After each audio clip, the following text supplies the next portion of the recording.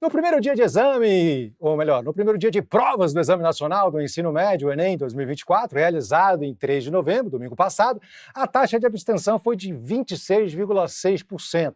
Isso significa que dos 4,3 milhões de inscritos, aproximadamente 1.100.000 não compareceram ao exame. É um índice alto, mas ainda assim menor do que no ano anterior, quando a abstenção foi de 28,1%. Uma das coisas que mais chamou a atenção também foi o aumento da participação dos concluintes do ensino médio da rede pública. 94% deles se inscreveram, 36% a mais em relação à edição de 2023. A gente conversa agora com o professor Rodrigo Bezerra, que comandou a live de correção da prova aqui no Terra domingo passado e que vai repetir a dose no próximo domingo. Rodrigo, muito obrigado pela sua participação remota aqui. Qual é a avaliação que você faz desse primeiro dia de provas do Enem? Boa noite, Cazé. Muito obrigado aí pelo convite. Olha, o primeiro dia foi uma prova tranquila. Tá? E a gente já viveu alguns momentos de correção da prova do Enem que foram muito, muito terríveis, né? A prova de 2015, por exemplo, foi uma prova muito, muito densa, muito pesada. Mas a prova do domingo agora foi uma prova, veja, dentro dos padrões esperados para uma prova do Enem e de uma prova que foi boa seleção, foi de boa seleção. Ou seja, textos longos, era uma prova que foi cansativa, a gente já esperava isso, que seria uma prova densa, uma prova cansativa, mas nós não tivemos grandes problemas com as questões. Nós já vivenciamos correções de provas anteriores, pelo próprio Terra, em que muitas vezes a gente olhava para a questão e dizia assim, meu Deus, qual é a resposta? Né? Qual a alternativa correta? E nós não conseguimos ter grandes problemas em relação nessa edição. Uma ou outra questão, talvez a disciplina de filosofia foi um pouquinho mais complexa, mas, no geral, a prova foi, eu diria a você, mediana.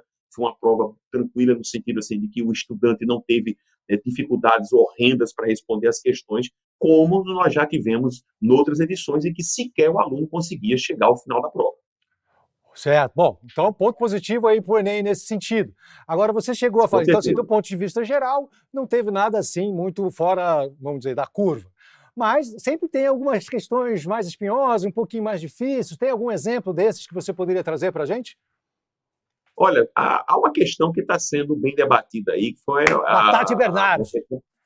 Exatamente, né? Certo. Essa questão está sendo bastante debatida porque o Caetano Veloso, que foi citado, que estava sendo citado no texto, resolveu fazer a questão e discordou do gabarito, pelo menos extraoficial, da maioria. Aí não dá para né? competir, né? Afinal de contas, foi o próprio cara que escreveu muito. Ele, na verdade, ele foi citado na questão num texto da Tati. Né? E aí o que aconteceu? Quando ele olhou, então, eu marcaria aqui a resposta X, e aí todo mundo está dando uma resposta Y.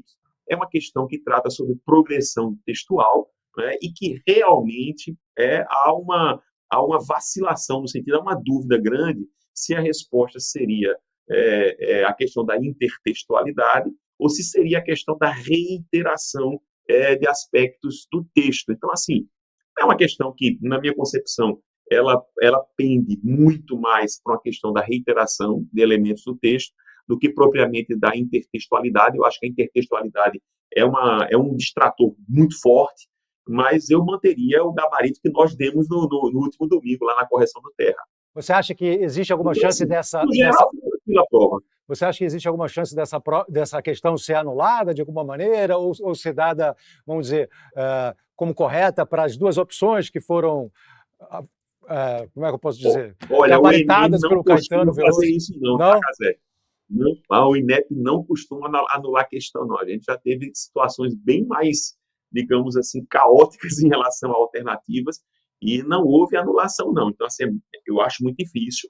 Pode acontecer, mas eu acho muito difícil que venha uma anulação da questão. Acho bem complexo. Bem difícil que isso aconteça. Eu sempre achei estranho essas questões que, não foi o caso dessa, mas eu já fiz muitas provas, faz tempo, mas eu fiz muitas provas já, em que eles falavam, o que o autor quis dizer com essa frase? Pô, pergunta para o autor, né? Eu posso dizer o que eu entendi que ele falou. Agora, o que o autor disse, aí pergunta para o Caetano Veloso. Bom, falando agora sobre redação, o tema foi Desafios para a Valorização da Herança Africana no Brasil, num país em que 55,5% da população se declara como preta ou parda, segundo o IBGE, no último censo. Esse tema é mais do que urgente, né? Como é que você viu aí a escolha dele? Já era alguma coisa esperada nessa linha?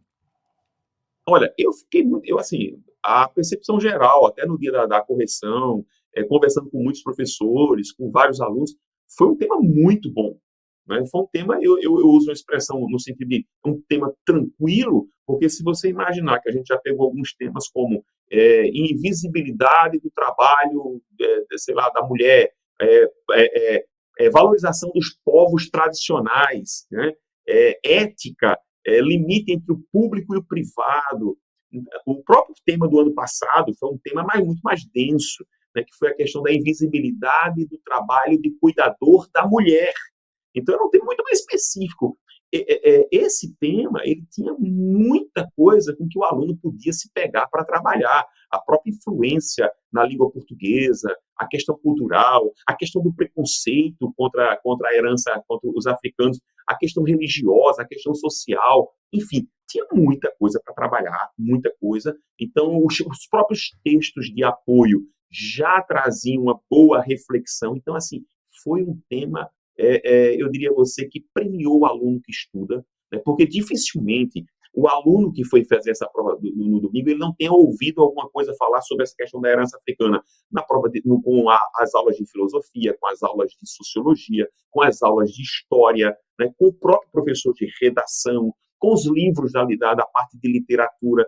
Então, assim, ele tinha um arsenal muito grande de conhecimento para desenvolver o tema. Então, foi um tema bom, né? Foi um tema que dava para escrever bastante. Então, não houve, eu disse que essa prova do Enem, primeiro dia, não trouxe sobressaltos, né? Não trouxe nenhum problema. Aliás, a do ano passado, o tema de redação foi um pouco mais complexo, mas também não foi uma prova de grandes problemas, não. Então, o INEP manteve esse nível de prova tranquila, de prova boa, o que realmente merece parabéns ao INEP aí, porque não tivemos aquelas questões nebulosas, não tivemos. Sensacional. Bom, professor Rodrigo, você é um verdadeiro showman da educação, então fala pra gente com o que pode se esperar no próximo domingo, os alunos que vão participar desse segundo dia do Enem, e que horas começa a live de correção que você vai fazer ao vivo no Terra? Ah, maravilha. Olha, segundo dia, o que é que o aluno ele vai enfrentar? Ele vai enfrentar exatamente o que ele enfrentou com a prova de linguagens no primeiro dia, com a prova de matemática. Então, é uma prova de 45 questões, é uma prova cansativa, né, densa. Tem que ter muito cuidado, porque o segundo dia ele tem uma armadilha. Vão ser 30 minutos a menos, porque no primeiro dia nós temos a prova de redação.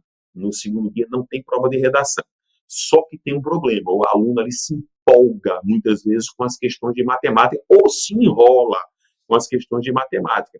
E aí ele deixa algumas disciplinas para o final. Então é muito cuidado com a disciplina do tempo no segundo dia. Até porque ele vai pegar duas disciplinas que vão exigir bastantes cálculos, matemática e física.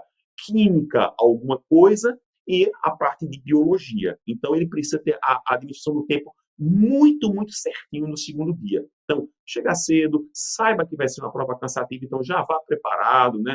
Leva ali alguma coisinha, uma comida, um chocolate, alguma coisa, um açúcar para poder dar uma turbinada na mente, no cérebro, porque vai ser um segundo dia bastante cansativo. E convidamos a todos, a partir das 19 horas, nós vamos de novo estar com a equipe de professores maravilhosa, corrigindo questão por questão, já dando gabarito extraoficial, já falando se vai ter alguma questão ali, né, mais nebulosa, uma questão mais, digamos assim, que haja mais de divergência. Então, a partir das 19 horas, tem que acompanhar conosco aqui nas redes sociais do Terra. Feito. Muito obrigado, professor Rodrigo. Um grande abraço para você, boa sorte a vocês que vão fazer o Enem, domingão, 19 horas, correção com o mestre Rodrigo. Um grande abraço. Valeu!